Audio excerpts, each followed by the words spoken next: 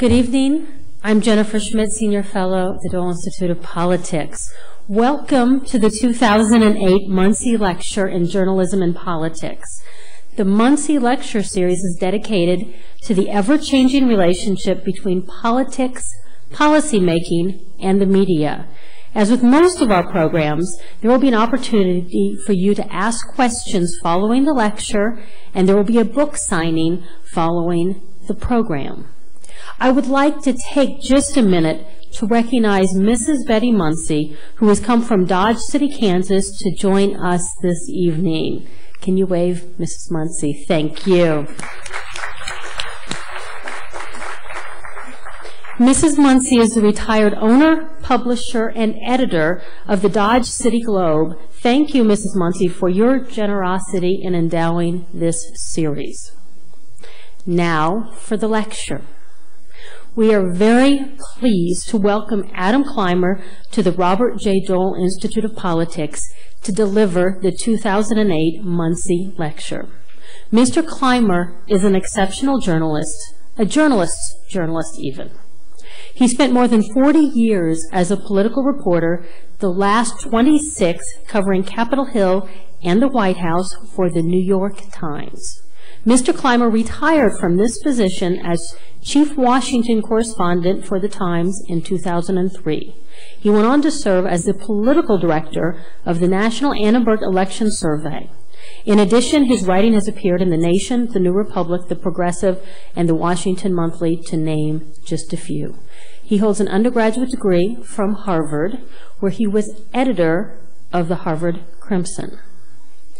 Mr. Clymer became the news story during the 2000 presidential campaign when he was the subject of an off-color remark by then-Governor George W. Bush at a campaign rally.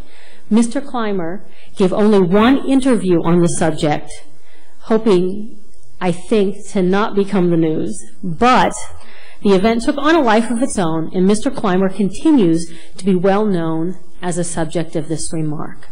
However, Mr. Clymer should be better known for his work as a reporter and an author. He brings to his books his substantial insights and knowledge from many years as an observer, recorder, and analyst of history as it was being made. He is the author of Edward M. Kennedy, a biography, and co-author of Reagan, the Man, the President.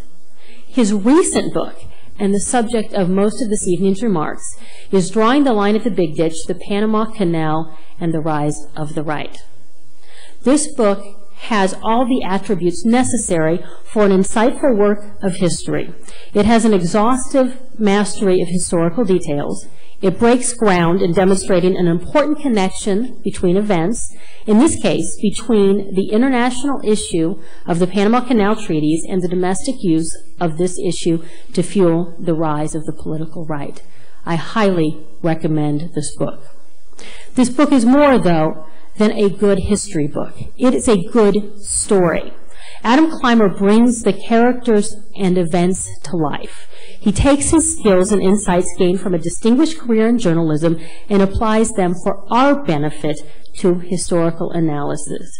It is my opinion that his dry humor and wit make this book a particularly excellent read. Other people we are familiar with at the Dole Institute agree with me. Richard Norton Smith, the Dole Institute's first director, calls Mr. Clymer a gifted storyteller whose colorful cast includes dictators and diplomats, politicians in search of an issue, and presidents in search of a legacy. Lou Cannon, a speaker on this very stage last month, calls this book a valuable and highly readable contribution to political history. So, without further ado, I give you Adam Clymer.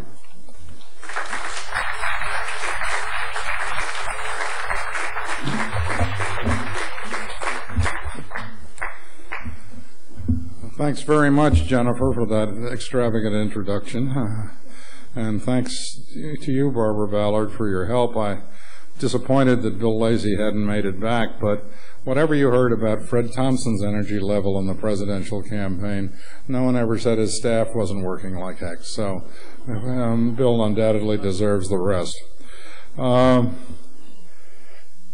I'd also like to thank Mrs. Muncy for this and for the opportunity to come to the Dole Institute. I covered a lot of things, but I covered Congress more than I ever covered anything else in Washington. And I had a great respect for Bob Dole. I didn't always agree with his vote, but then nobody had elected me, so what difference does it make whether I agreed with him or not? But he was open, he had a good sense of humor, and the thing I respected the most was that he had an allegiance to the institution. Too many people these days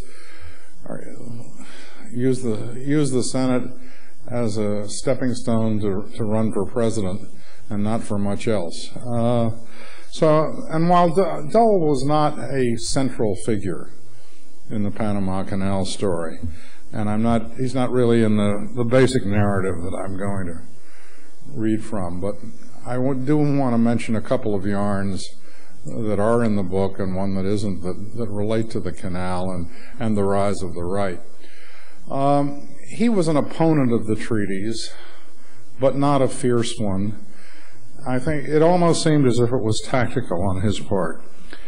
He told my colleague Joe Lillyveld of the Times in 1978, I think, 78, that anyone who thinks he's going to take this issue away from Ronald Reagan is kidding himself.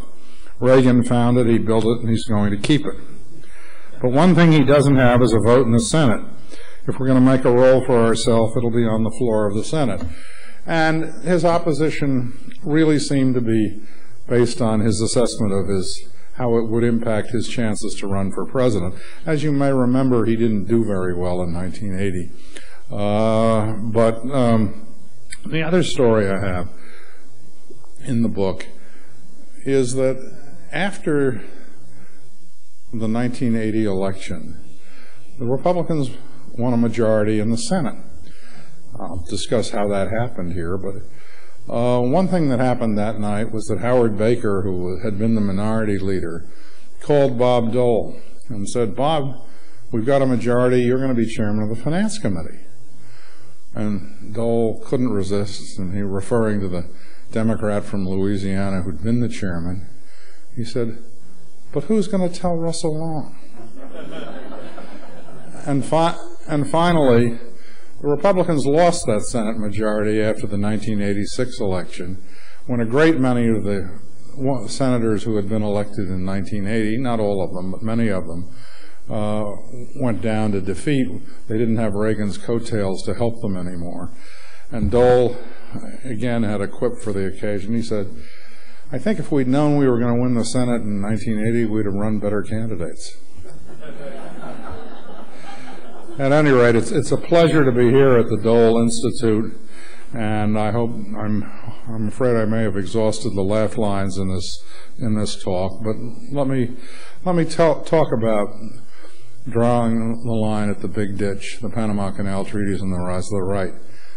People often ask why I chose to write about something which I call an overlooked turning point in American political history.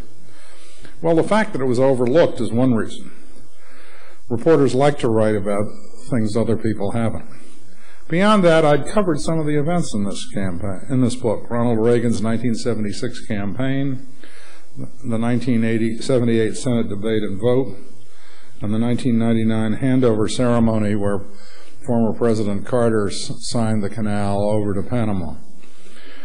I was first fascinated by the canal as a child when I read a book known as Richard Halliburton's Book of Marvels, in which Halliburton, a showman adventurer, described swimming the length of the canal and paying a very light toll because tolls were assessed on the basis of weight. He was no tons. A few years ago, it struck me that the intense emotions of the 70s had been forgotten after nearly 30 years of smooth canal functioning, and I started looking at the impact of the dispute. I tell what this book is about in the preface. Let me read from it. The conservative movement came to power for many reasons, ranging from the substance of its arguments to the new politics of Christian conservatives to the personal contrast between the optimistic Reagan promising a shining city on a hill and Jimmy Carter, who seemed to drift in difficulty. But the occasion of its success was the generous and wisely self-interested decision of the four presidents who came before Reagan, that the United States should turn the Panama Canal over to Panama.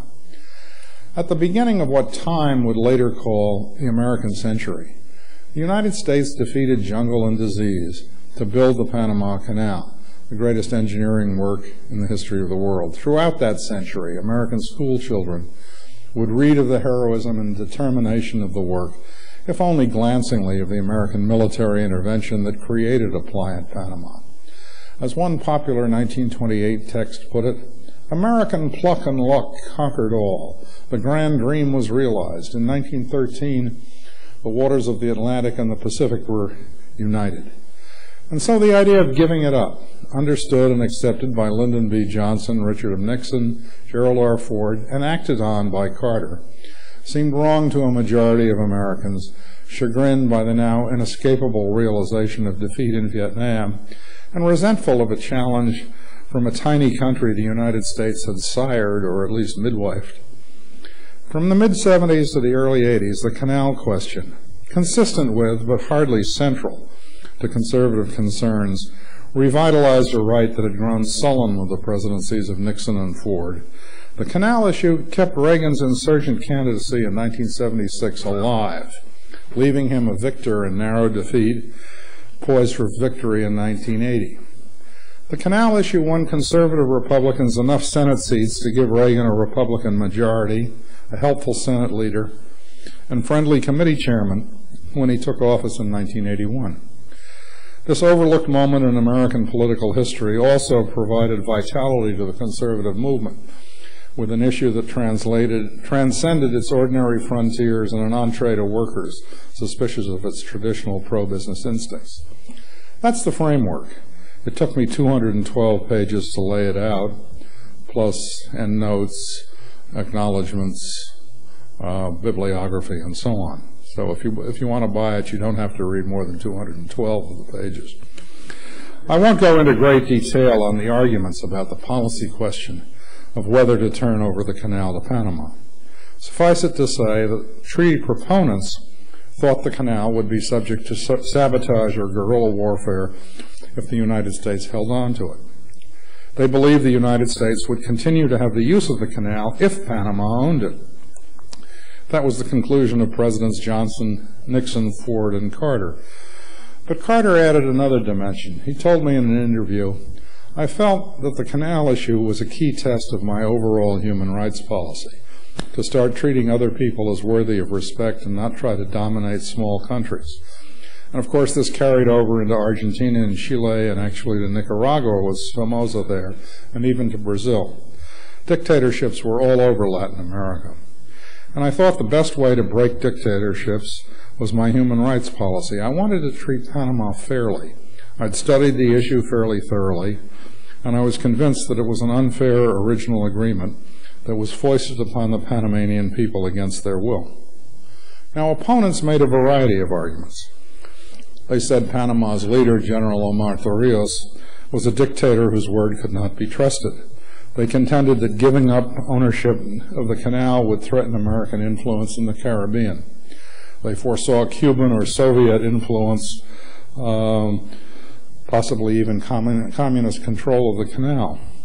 Most importantly, they feared that surrendering the canal would be a dangerous show of weakness. If the United States let people think puny Panama could blackmail it with threats of sabotage and generally push it around, what would bigger powers do?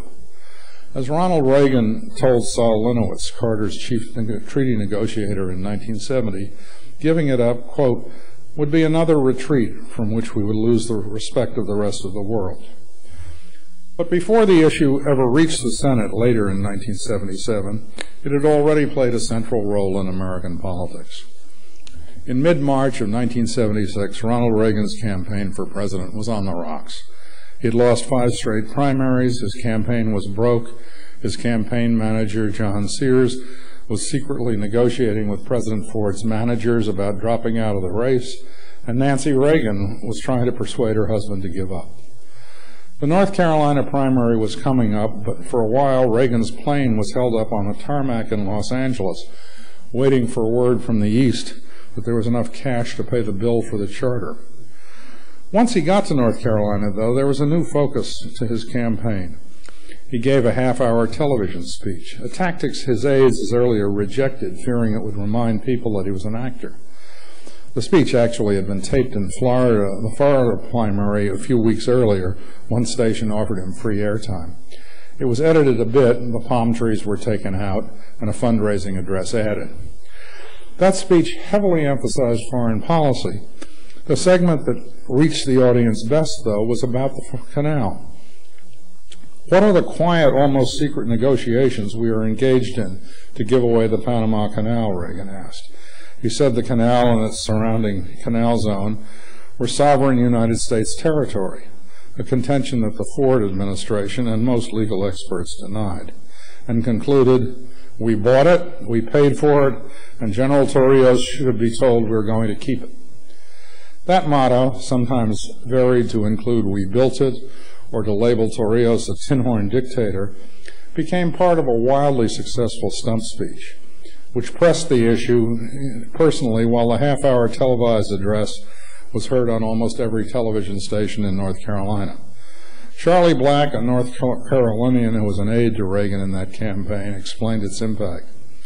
There were a lot of elements to the policy, but that was the most emotional.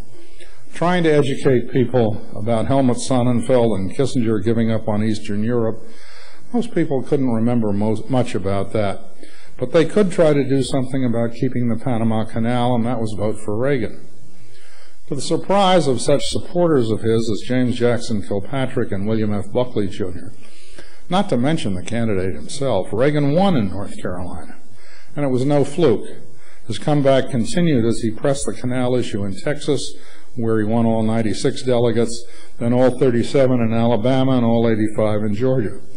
By mid-May, he had drawn even with Ford in the delegate count.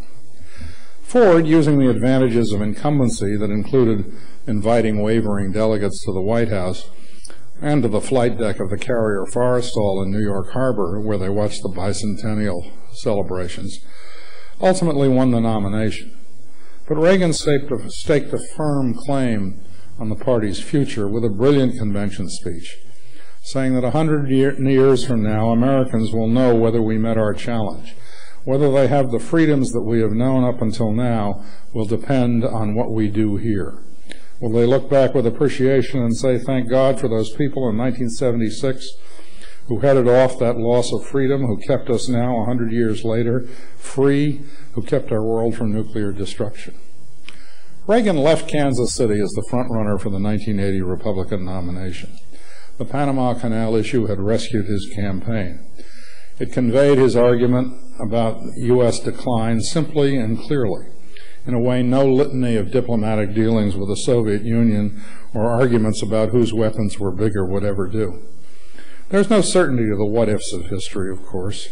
Some of Reagan's intimates, like Pete Hannaford and Dick Wirthlin, said to me he would not have run again if he had been badly beaten in 1976, as he was about to be before he hit on the canal issue in North Carolina and it caught fire. And some, like Mike Deaver and Stu Spencer, said he would have run again anyhow and prevailed. Nancy Reagan told me she just didn't know. She said they'd never talked about it. Reagan was not someone to look backwards. But my own judgment is that if he had lost North Carolina, Reagan would never have come close to Ford and probably would not have had the campaign funds to continue the race credibly. If he had soldiered on anyhow, he would have been widely seen as a nagging irrelevancy. If Reagan had thus emerged from 1976 as a badly defeated candidate, I do not think he would have tried again in 1980. But even if he had, still believing his destiny was the White House, the 1976 defeat would have seemed like Goldwater's crushing loss in 1964 as proof for a time that someone so conservative could not be elected and a huge obstacle to winning the nomination. He would not have been the front runner. Now, just keeping alive Reagan as a candidate and helping put him in a commanding position for 1980, the canal issue has a serious claim as a force in the political history of this country. But that's not all it did. The canal issue mobilized conservatives across the nation, including thousands of Americans who had never before thought of themselves as conservative. If opposing giving away the Panama Canal made me a conservative, they said, well, then I guess I must be a conservative. Conservative leaders from the American Conservative Union to newer entities like the Conservative Caucus, the Committee for the Survival of a Free Congress, and the National Conservative Political Action Committee, NCPAC, worked together, despite personal rivalries, to generate opposition to the treaties. Human Events, the weekly newspaper that served as a pre-electronic political chat room to keep conservatives in touch with each other, played an important role by publicizing provocative comments by Panama's chief treaty negotiator, Romulo Escobar Betancourt, comments largely ignored by the mainstream press until they became the subject of Senate hearings. The canal was not the only issue for the conservative movement in the 70s, no more than it had been the central core of Ronald Reagan's philosophy. The federal government and anything that increased its domestic power was a central focus. At the beginning of the Carter administration, the right fought the president over election and labor law changes and some nominations.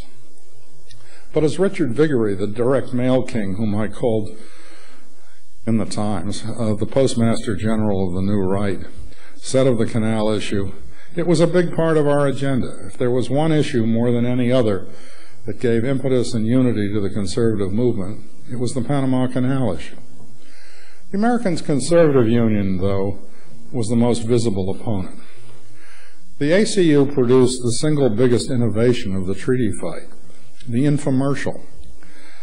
Not the sort that we see now for vegetable processors or hair growers or flat ab machines, but a political one. The organization began airing a half-hour television program on October 29, 1977. The program opened with Representative Phil Crane of Illinois sitting on the edge of a desk saying, "This may be the most important TV program you have ever watched." He warned that Carter and the Senate are preparing to ignore your expressed wishes by giving away the American Canal at the Isthmus of Panama. The program showed film and animation of the canal in operation, as Crane described it as an engineering marvel, and told of the lives lost in building it.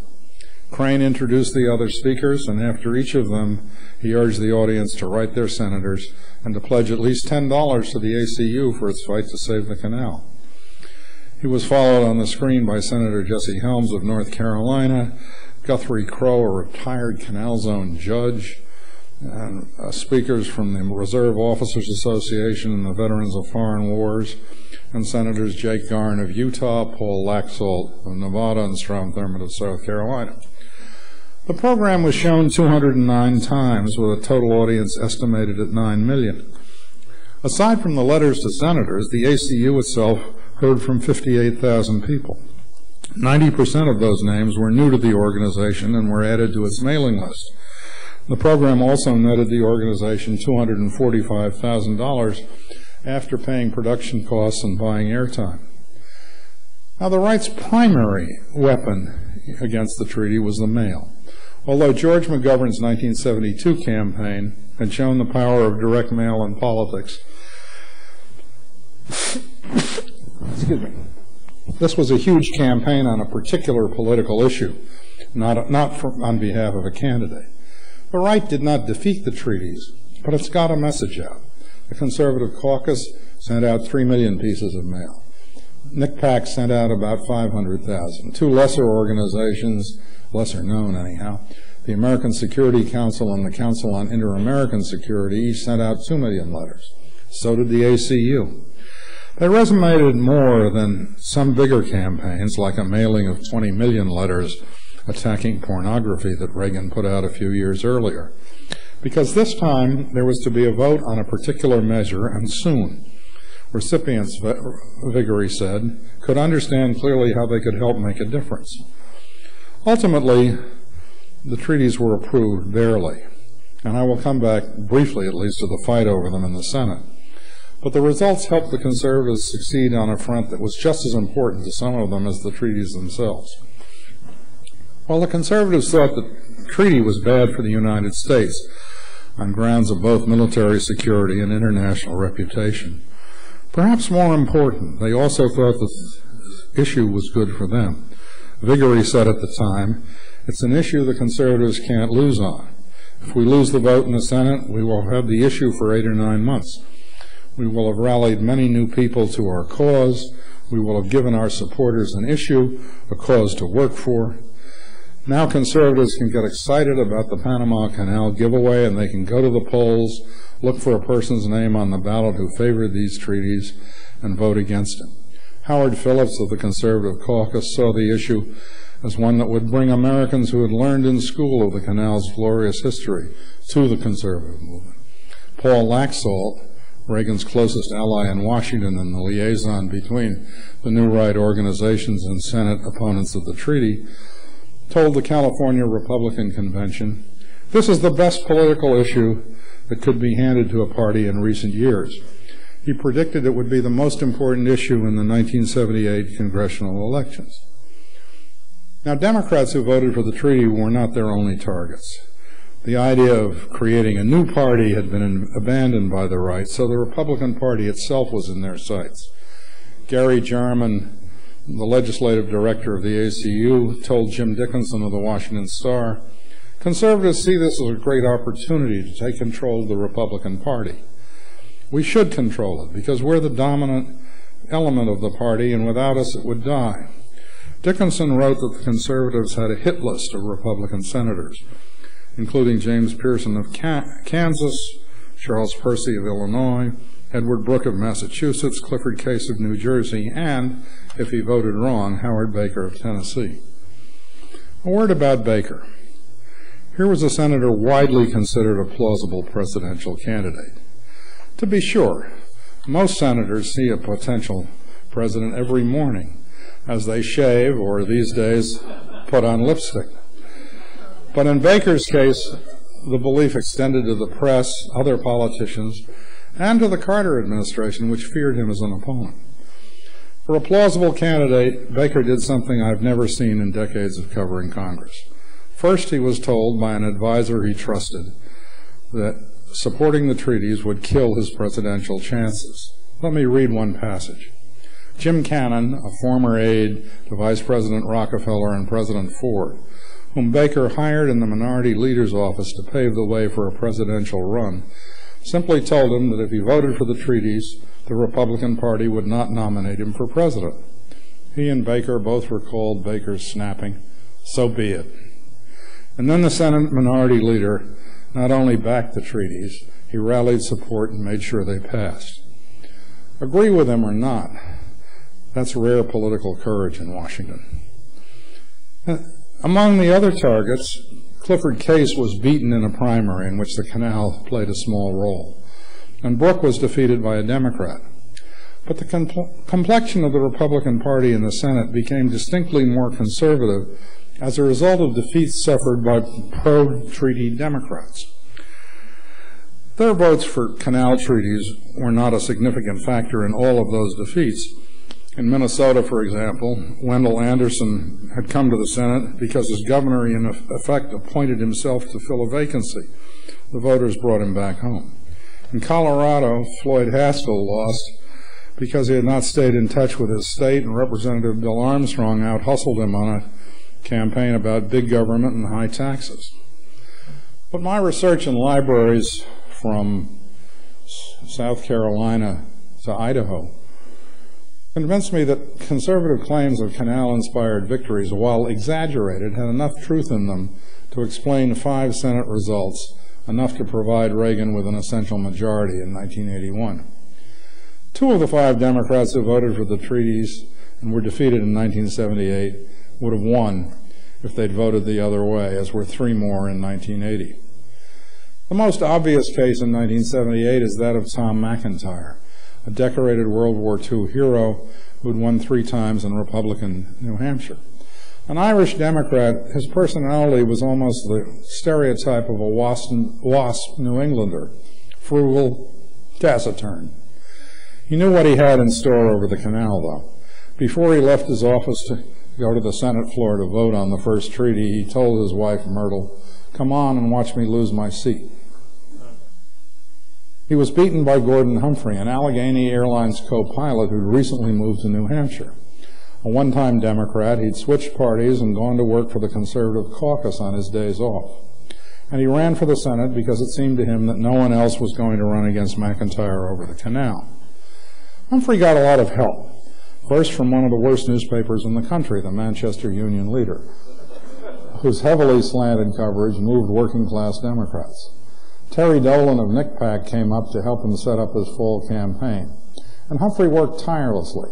He took just one day off from campaigning after announcing he was running. He used that day to get married. No honeymoon. Campaigning strongly on the Canal issue, Humphrey won by 5,800 votes. In 2005, he told me, it was a make-or-break issue for me and for Mcintyre. You know, I won by about 0.5% that first race. So it was a pretty close contest, and that issue cut more for us than did any other. The other 1978 race where the Canal made the difference was in Iowa, between incumbent Dick Clark and Roger Jepson, a Republican former lieutenant governor. It wasn't the most important issue in the campaign. Clark's support for abortion rights mattered more. But Jepson would not have won his 26,532 vote margin, 51.1%, without the abortion issue. But he would not have won without Clark's votes for the Panama Canal Treaties either. It did not seem in 1980 that the Panama Canal was an important issue.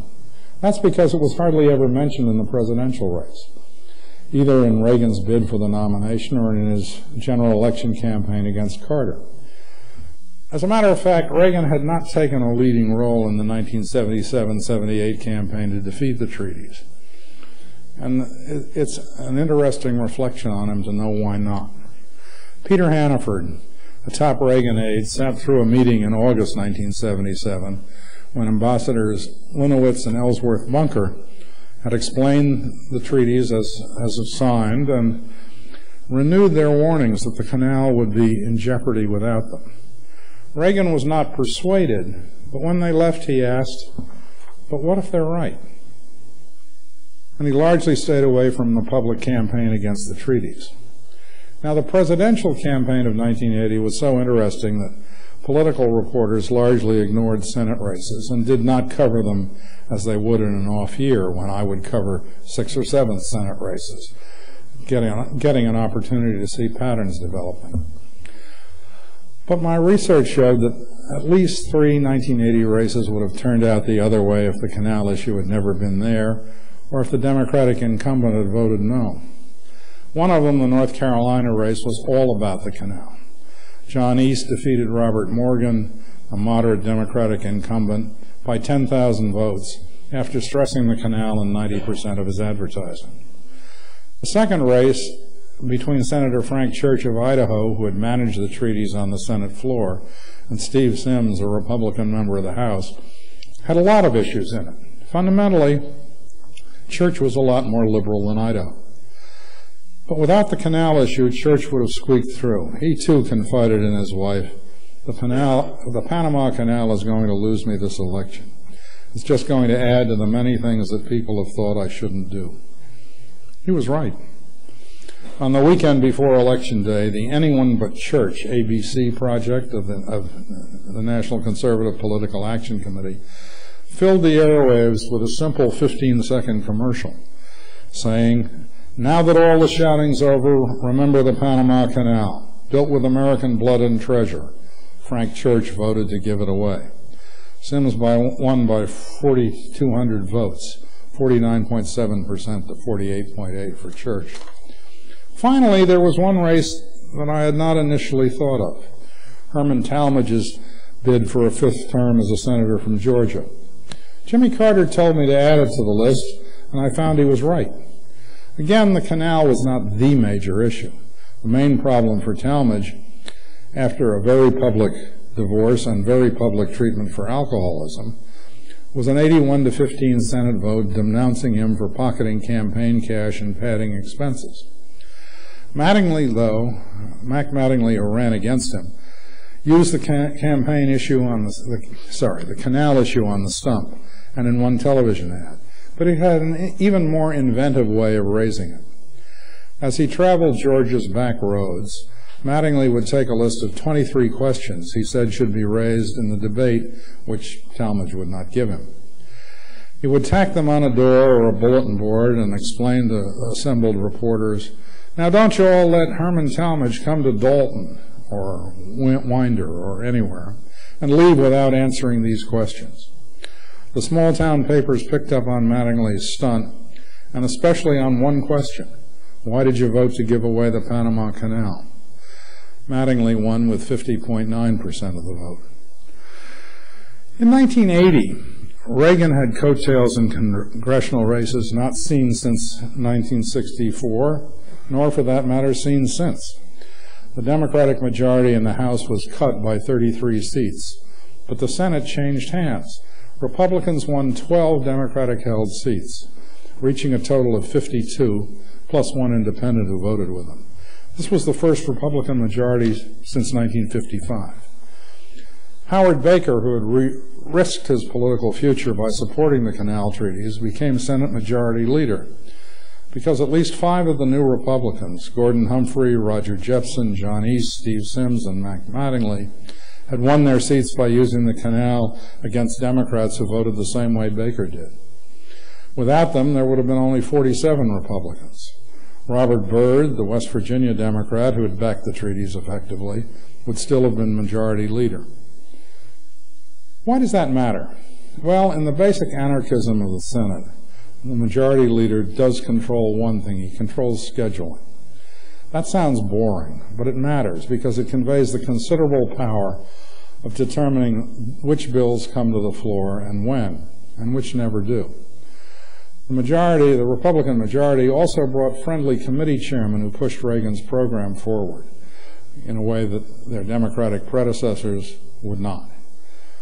James A. Baker III, Reagan's first chief of staff, told me that having a Senate majority made all the difference in the world in getting the 1981 Reagan economic program through the Congress. Without it, there would have been a small tax cut, but no spending reductions, and more hostility to Reagan nominees. Reagan understood. With a recession going in 1982, House prospects looked dim, and indeed the Democrats won 26 seats. But his pollster, Dick Worthland, told him there was an 80% chance Republicans would hold the Senate. "It will be disastrous if we don't," Reagan wrote in his diary. The Canal issue and the long Senate debate that kept the argument before the country through the unprecedented broadcasts from National Public Radio helped the right organize, raise money and visibility, and develop political techniques that are with us today. The first independent spending, $16,000 from the American Conservative Union, a pittance compared to what MoveOn.org or the Swift Veterans for Truth spent in 2004, was done on the Canal issue to help Reagan in 1976. Another innovation that came out of the Canal years and lives on today was the idea of early attack ads on an incumbent to soften him up, often before anyone was even running against him. Now, on a higher level, no one, not even his harshest critics, doubts the significance of the Reagan presidency, which I've argued required the Canal issue to succeed. But there are even more profound legacies of the fight over the Canal.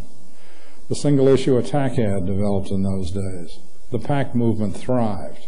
The era of willing bipartisanship in foreign policy died after the Canal debate. Even Howard Baker, a few months after getting the treaties passed, said that the post-World War II concept that politics stops at the water's edge was outdated. Not only is the United States, by almost any measure, a more conservative country today than in 1978, but it's also one where political consensus and middle ground are much harder to find. The Panama Canal no longer divides Panama, but the fissures that opened 3 decades ago have widened. They helped divide the United States. Thank you.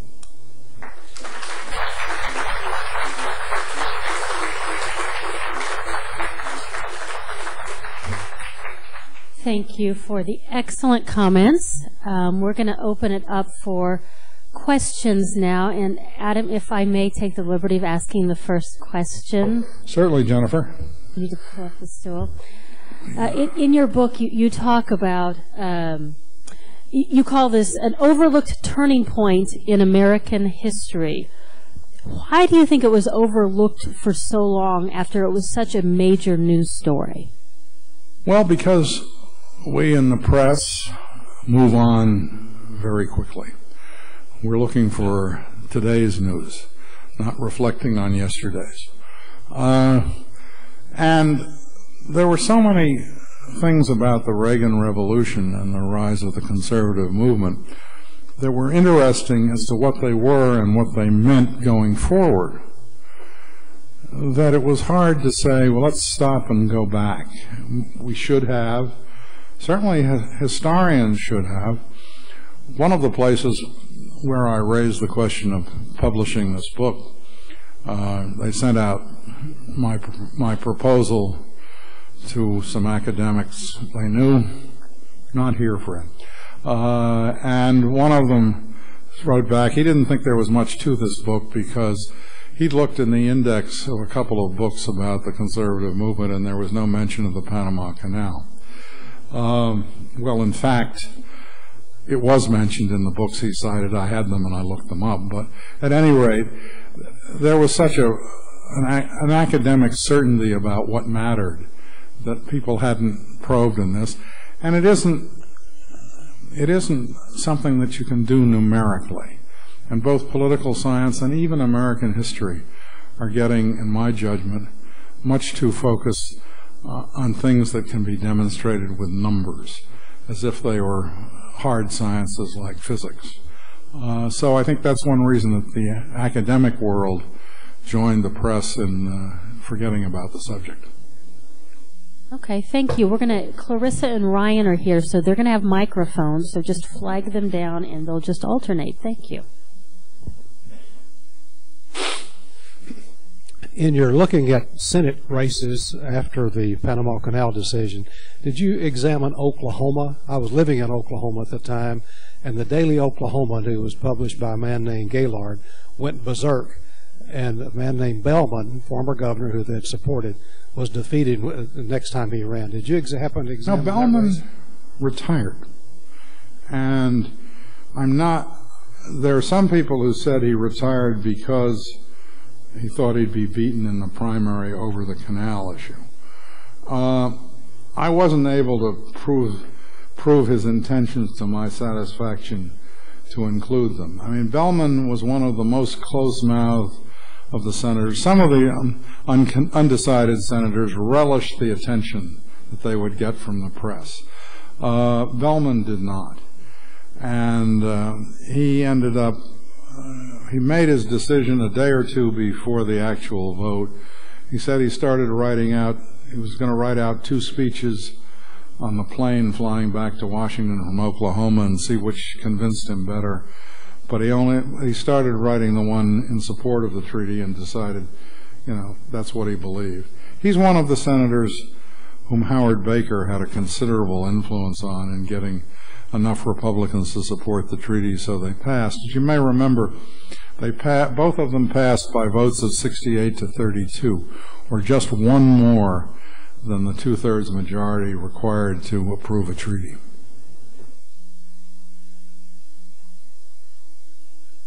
There's someone. Oh.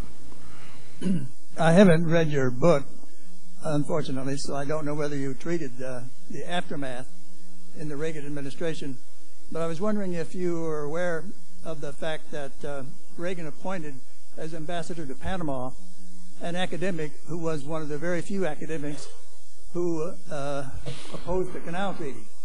Unfortunately, I've forgotten his name. You're thinking of Roger Fontaine? No. No, okay. No, I don't. I don't go that far. So, well, it's very interesting because it does indicate that he was very concerned about his position, because naming such a man to Panama to be ambassador to Panama insulted the Panamanians, and so they refused to accept him. Consequently, Reagan appointed him to the nearest country possible, Colombia. And if that were not enough, after 3 years in Colombia, he appointed him to Costa Rica, so as to make the point clear that he really did not like giving away the Panama Canal. He didn't like it but the only time I've found that he ever mentioned the canal in public as president was in a speech about the Nicaraguan Contras, where he said they were a threat to the canal.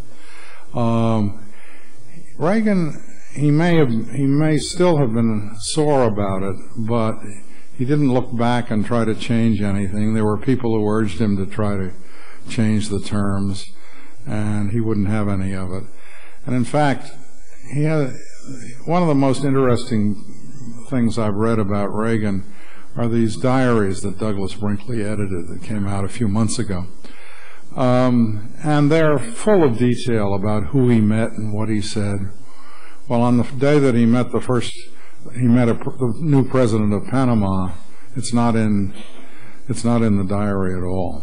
I think your point about his being unhappy about it is perfectly sound, but he didn't do anything. Maybe an insult to the Panamanians, but he didn't try to do anything about the treaty. What influence did President Torrijos have on the treaty and the decision, if any? Well, General Torrijos had seized power in a military coup. He was a dictator, relatively benign as dictators go. There weren't a whole lot of people locked up. But he had been in charge when the Ford administration negotiated about the treaty, and he was getting impatient. Panama was struggling economically, and he was under a lot of pressure from students on the left in Panama to get things done, get something done about the canal. On just around Labor Day of 1975, Ford sent Bill Clements, who was the Deputy Secretary of Defense, somebody else's name I forget, and General George Brown of the Air Force, the chairman of the Joint Chiefs of Staff, down to see Torrijos to explain, yes, we are going to turn it over, roughly the number of years you want to, but we can't do anything until our election is over. Can you give us, in essence, can you give us a year? And Torrijos reluctantly, and I think because he was impressed by Brown who went down with every ribbon he'd ever earned in 30 years in the Air Force as a fellow military man. And then, he was a temperamental guy. He would there's a story that I never verified, so it's not in the book, but I'll tell it, that he would get so angry when he listened to the debate, which was being simultaneously translated by people at the OAS and broadcast in Panama, that he would pick up a radio and throw it against the wall and break it when he thought they were being particularly insulting. And then after a half an hour or so, he'd demand a new radio. So his aides filled a closet with them. He showed a certain amount of guts in ignoring the demands that he denounced the treaties or denounced the Senate after some of its attacks on Panama. He was also ready, I believe, there's a little dispute about this, he was ready to attack the canal if the Senate had rejected the second treaty.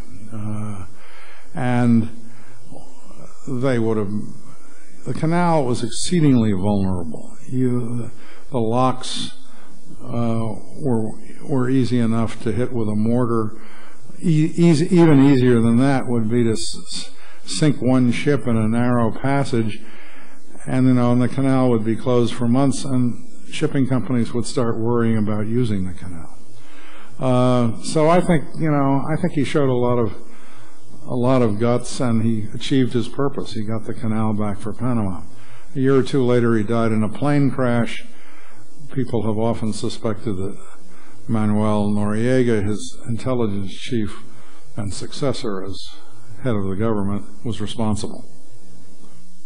Noriega is the fellow whom we seized in the '89, I think, and imprisoned in Florida until a few months ago.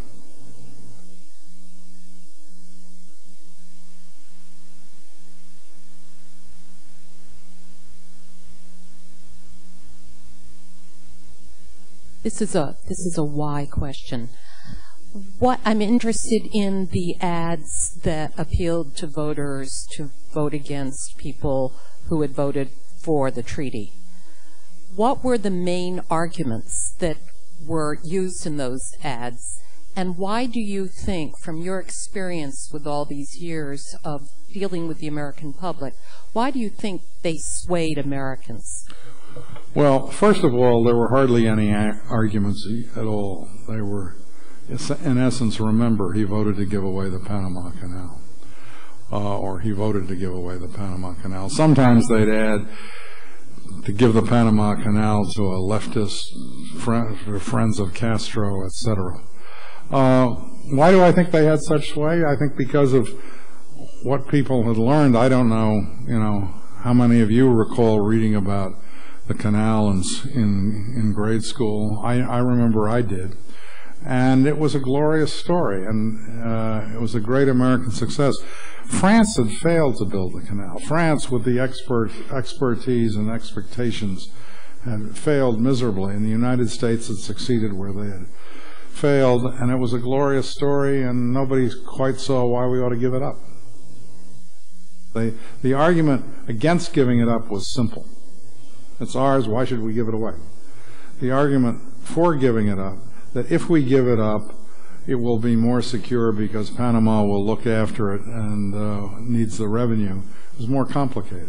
The simple argument won with the public.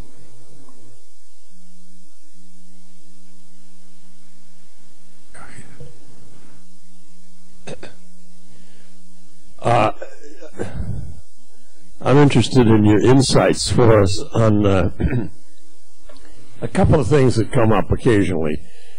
One of them is especially certain articles that appear here and there with great concern about the influence of the nation of China in that area and what it means now.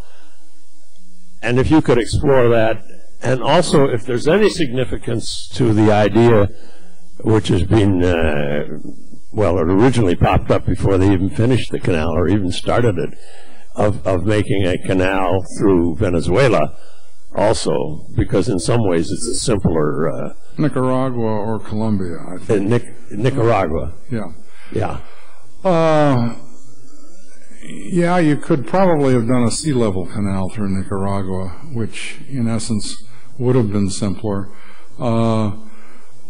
There was the French effort that had begun, and the French had a patent on the land, and a fellow named Philippe Manuel Noriega, who had been a French engineer and became a major stockholder, pressed on American senators and the government the idea of buying the French rights and going ahead, which would save him and his fellow investors a lot of money. I don't know whether he bribed any American senators. There were charges of it, but it wasn't, I think, clearly stated. I think that's the prime reason they decided on the Panama route. The idea of a different canal has come up occasionally since then. As to the Chinese, there's a Hong Kong company, certainly controlled from Beijing, and that runs the ports at both ends of the canal. And there is a lot of concern among some people on the right that this is a major threat to the canal. Most of the people I know think it isn't, because this is the same company that runs the port of San Diego, which has, as you may know, a large American naval installation there. And if we trust them there, and they run ports around the world, and they're good at it. So I'm quite skeptical. There are, most of the conservatives I've talked to who are against the treaty sort of say, well, it worked out better than we thought. Maybe we were a little too worried. Now, there are one or two Howard Phillips of the Conservative Caucus is one of them, who is sure that the Chinese government or Al-Qaeda or some combination of the two of them is about to seize the canal. I said to Howard, look, if we still had it the way we had in '78, don't you think Al-Qaeda would have tried to take it out by now? And he says, well, we'd have stopped them. Well, I'm not sure. So that, you know, I'm skeptical, but this is not so much a book about the present time. The one point about the present that is interesting is that they are raising the money and proceeding with the engineering on building a third set of locks. It was a project the United States started in 1940 and quickly abandoned because of the war. Major oil tankers and any United States vessel broader than a destroyer can't fit through the canal, through the locks as it happens now. So that they expect that if they get this done, and they think they will, they've had a referendum and they think they can raise the money, this will make the canal much busier than it was. The biggest problem they see, other than the money, is that this would take more water, because you pour water in when you lower the locks. And where would they get the water? Well, they're trying to figure out a way to pump it back up, but we'll see in a few years whether that comes forward. Okay, we have time for one more question. Judge. If rule number one in politics is to get reelected, how do you explain senators who knew that this vote would probably end their careers went ahead and did it anyway? Well, I think they were doing what Edmund Burke told the electors of Bristol. I owe you my judgment. And they thought it was important for the United States. Now, I don't know that they, you know, neither Church nor Mcintyre gave up. They both kept trying. They probably hurt their campaigns by constantly bringing up why it was a smart idea to vote the way they did.